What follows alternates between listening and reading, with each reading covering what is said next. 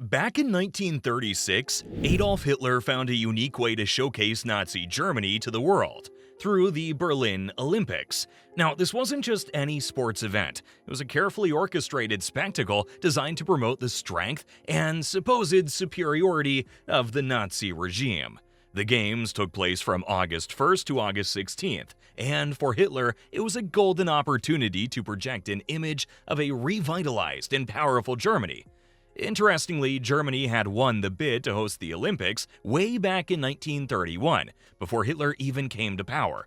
But once he became chancellor in 1933, he saw the potential to turn the Games into a massive propaganda tool. Significant resources were poured into making the event nothing short of grand. Over $30 million was spent on infrastructure alone. That's a lot of cash, right? Including the construction of the enormous Olympic Stadium, which could hold up to, get this, 100,000 people in the stands.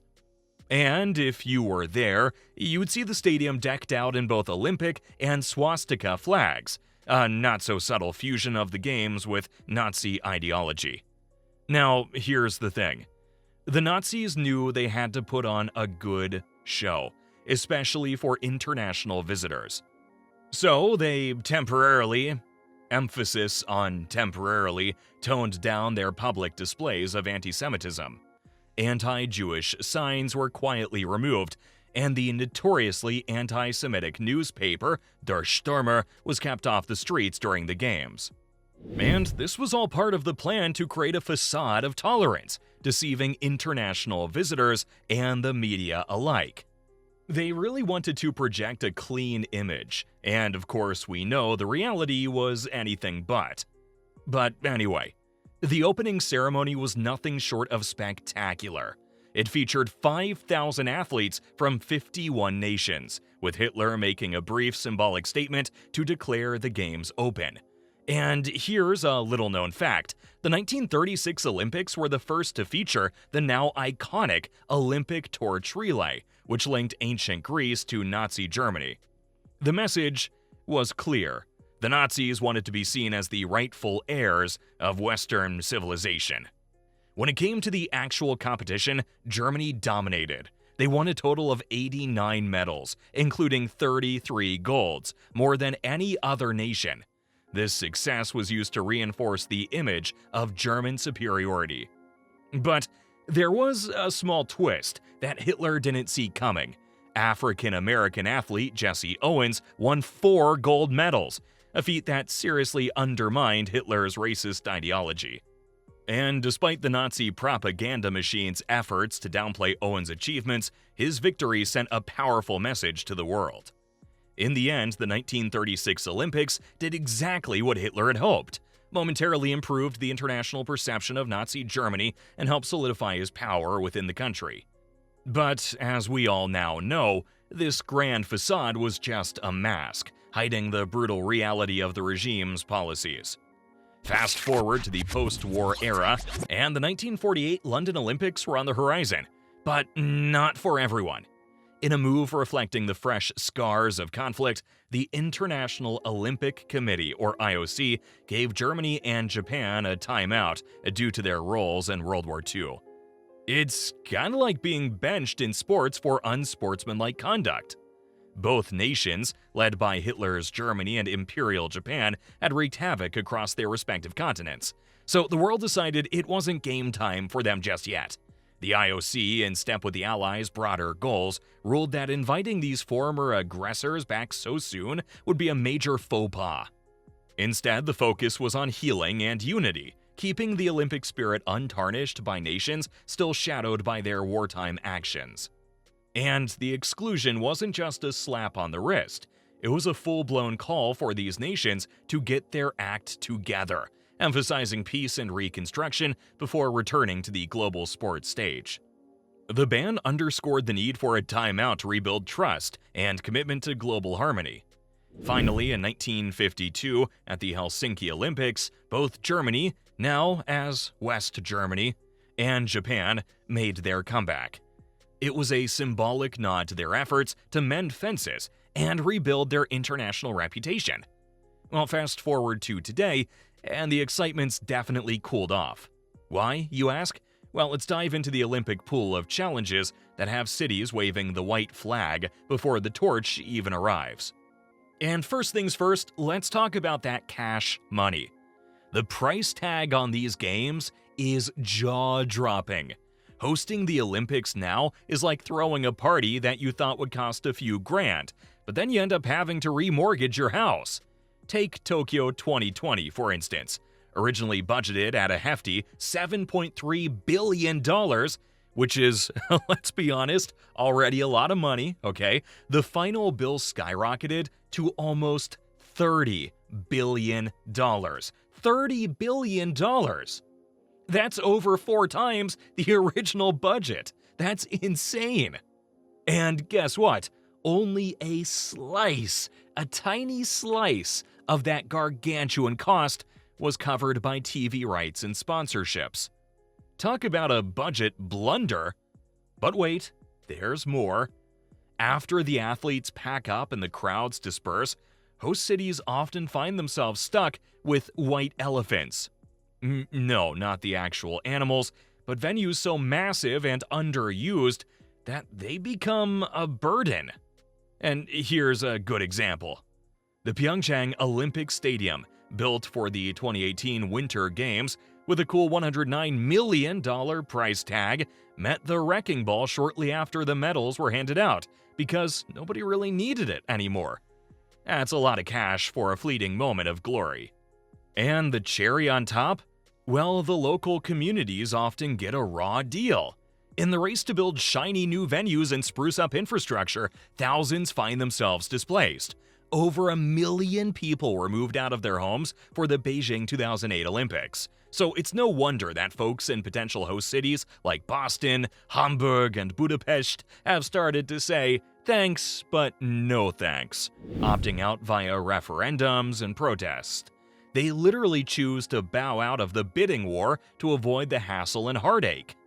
Then there's Mother Nature, for crying out loud.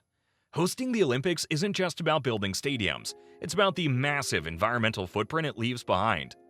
Remember the Sochi Winter Olympics? Oh boy, it turned the beautiful Sochi National Park into something less beautiful, to put it mildly. Cities that are a tad more green-minded, or those sitting in delicate ecosystems, are thinking twice. They're weighing the glory of hosting against the irreversible damage to their natural surroundings. And security is another beast. I think we can all agree that after the 1990s, the world's a little bit more on edge, making the Olympics a magnet for security concerns.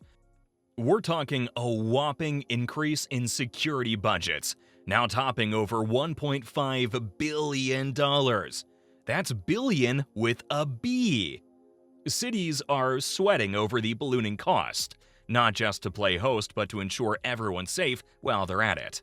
And don't even get me started on the bidding process. It's turned into an outright financial arms race. Cities are tripping over themselves, ramping up their proposals with fancier, pricier projects. It's a high-stakes game that many are finding too rich for their blood. All these factors, financial strains, the upheaval of communities, environmental degradation, security scares, and the fierce competition, have cities stepping back, thinking hard about whether it's all worth it or not. This growing reluctance has left the International Olympic Committee in a bit of a pickle, with fewer and fewer places willing to play host. As the complications pile up, the future of the Olympics hangs in a delicate balance, making us wonder, what's the real price of the gold? Now, when we talk about poor countries getting into the Olympic hosting game, it's like watching a small fish try to swim in a big pond. It's really not easy. Hosting the Olympics isn't just about having the spirit, it's about having the cash. We're talking the big bucks here. The price tag for these global sports jamborees has been shooting through the roof. Remember Beijing 2008? That little party cost over $40 billion. And Tokyo 2021? That was about $30 billion. Even the rich countries gulp when they see those numbers, because that's expensive. But let's be real, for a lot of the countries with less money, it's not just about the money. They have more serious concerns, right? Like improving healthcare, education, and fighting poverty. When Brazil hosted the 2014 World Cup and the 2016 Rio Olympics, people hit the streets in protest, not in celebration. They were furious about all the billions spent on flashy stadiums, while basic services were still crumbling. And here's another problem. What happens after everyone's gone home and the torch is out? Well, just ask Montreal. They were paying off their 1976 Olympics debt for 30 years. 30 years, okay? Think about that. So it's no wonder that poor countries are thinking twice. They're already battling enough economic challenges without signing up for a decades-long debt sentence. Hosting the Olympics? Maybe that's a dream better left on the shelf. Now, let's talk about the hoops these host cities need to jump through. The International Olympic Committee, or IOC, isn't playing around. They demand a ton of prerequisites, like a gazillion hotel rooms and sprawling transport networks. And yeah, that means shelling out even more cash, which is a big ask for countries that are already tight on budget, forcing them to sideline essential infrastructure projects. But wait, there's more. What about the promised economic boom from hosting the Olympics? Like tourist dollars and job creation? Well, spoiler alert, it's mostly a flash in the pan. Most of the jobs created are here today, gone tomorrow. Not really the recipe for long-term prosperity. And while the whole world's eyes might be on the host country, converting that into a lasting financial windfall is a trick that most can't pull off, especially if they can't leverage the global spotlight. Shifting gears, let's glance at the medal tally, where the usual suspects, wealthy nations like the United States, China, and the Euro gang, often walk away with the gold. Why? Because they've got the dough to back up their sports programs. They're decked out with top-notch training facilities, elite coaches, and cutting-edge sports medicine. All this cash translates into medals, plain and simple. Research even shows that a country's GDP can be a crystal ball into their Olympic success. A 10% wealthier GDP per capita might mean snagging nearly 7% more medals. And hey, size does matter, at least when it comes to the population. Countries like China and the USA have a massive pool of people, which ups the chances of discovering some seriously talented athletes. But here's a twist. Having a huge population isn't everything. Look at India, for example. Despite its huge population, its Olympic medal tally isn't as shiny as you'd expect, especially when it's compared to smaller but wealthier nations like Canada. Yep, cash and resources turn out to be game changers. In places like the USA, sports are a big deal right from the start. Kids start young in youth sports, move on to school and college athletics, and if they're good enough, boom, they hit the pros. This whole system is like a well-oiled machine, making sure athletes get spotted early, trained right, and have endless opportunities to strut their stuff. Now, let's talk about the big leagues during the Cold War. The United States and the Soviet Union, yeah, remember them? Used sports as a stage to flex their global muscles. The Soviets in particular were all in. They saw sports as a way to prove their system worked, pushing their athletes through intense training programs in specialized academies. The result? A staggering haul of Olympic medals that showed they meant business. And hey, ever wonder why host countries actually agree to host the Olympics? Well, it's not just for the glitz and glam. Hosting can seriously bump up your medal tally. Just look at Japan in the 2020 Tokyo Olympics. 27 gold! That's no fluke. Home turf, roaring local crowds, and no jet lag? Yes, please. So while a big population can throw more darts at the board, it's the resources, tradition, and a sprinkle of home field advantage that really stick the landing. Whether it's building from the ground up or leveraging global rivalries, it's a game where every player has their own strategy to reach the podium.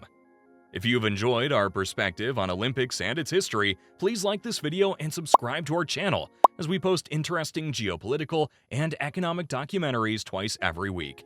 Please let us know in the comment section what topic you want us to cover next.